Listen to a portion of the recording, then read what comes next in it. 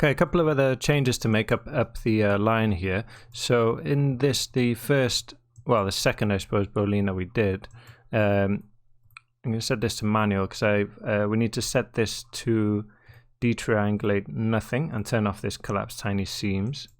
Okay, because that could cause us problems down the line. So I'm going to set that to auto update now. Okay, and then we just take a look at the fracture. Well, I want to look at these small pieces out here. Let's bypass, run through these again. And this measure. And down here. Don't know why that still has. Okay, that seems okay. Don't see any weird errors. Okay, so yeah, well, let's do the same. Just run through this and save that again. Just down to the bottom here. Save that. Okay, and then the same down here. Just come down to the last node in this for each loop. There we go, and then just save that. Great, so let's just double check that it looks okay. See, that looks fine. We've got nice clean pieces. So yeah, focusing on these small pieces now. Now what I'd like to do, let me just look at the name attribute, is you know, these are going to be really small, very detailed pieces, and we're going to see them from the top. So you know, we've got a lot of stuff underground here that we don't need. So I'm going to cut off a section of this which is underground and just get rid of it basically. So let's drop a grid and make it a very big grid. I'm going to move it down, so this depth is, you know, how far down we're going to cut. Just move it over to match the location of these pieces. So there you go. Probably make it a bit smaller. And then we need some resolution on this, and then just a mountain to make it a bit more interesting.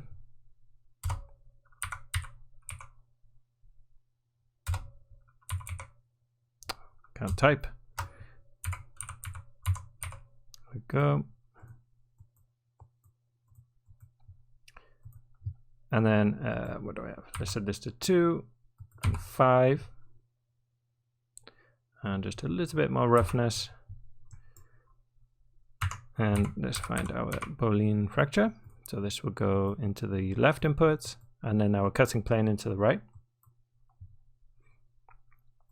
I'm going to call these pieces small, and again append over the top. And before we actually run that, let's again down here, so change this to no polygons, and escape again, turn off that. Yeah. Okay, so now we can run that. There we go. So we got our new pieces there. Let's try an exploded view real quick. Looks a bit weird, but if we maybe assemble this. There we go. Yeah, there's some problems with the normals there, but that's fine. We can deal with that later. So yeah, I want to assemble this again, call it small. This will probably overwrite the name attribute there, but that's fine. I want to pack these as well. And the reason for that is so that I can delete the whole chunks and not just individual polygons or points, right? So yeah, we need to look at the points, the position of the points. Let's go into here actually and delete. So at p.y is less than, more than -1. Or less than. Then delete them. Okay, so that we're just keeping that top part, and that -1 is the same as the position of that grid. So it should be pretty much everything underneath that grid. Probably not, because we've got the mountain, but that's fine. You know, we're cutting away most things underneath there. All right, move that over the side, get rid of that. Well, we could just line that up there. There we go. So let's say under -1. So now I want to unpack these.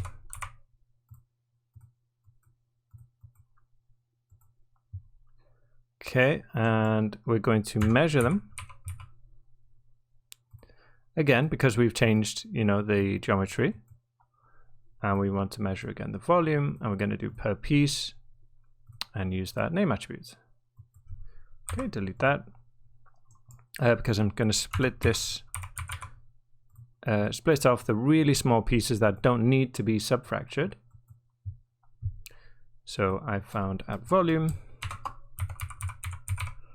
is more than 0.4.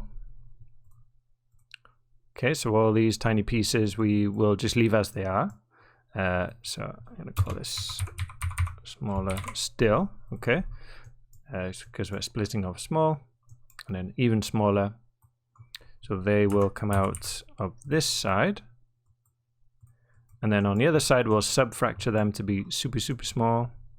Let me just set this to manual for a moment and grab this, because we'll take it over here. Plug it in up there. Okay.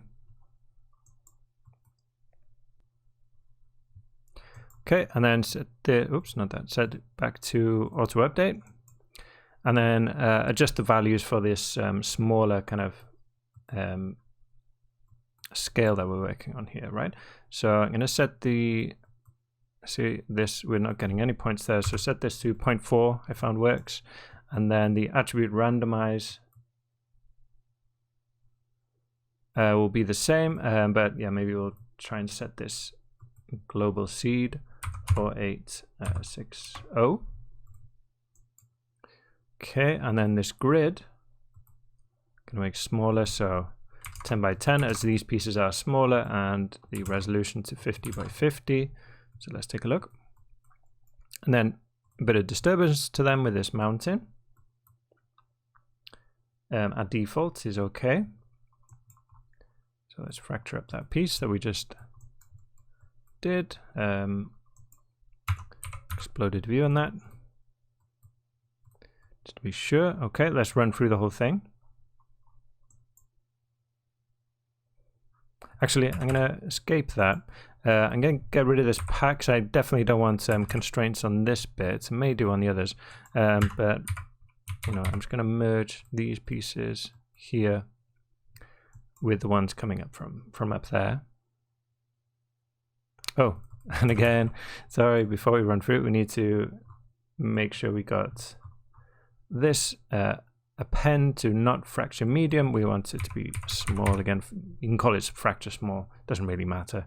I'm just going to be separating on these small and other pieces later on. So as long as all of the small pieces have small in the name somewhere, that's fine.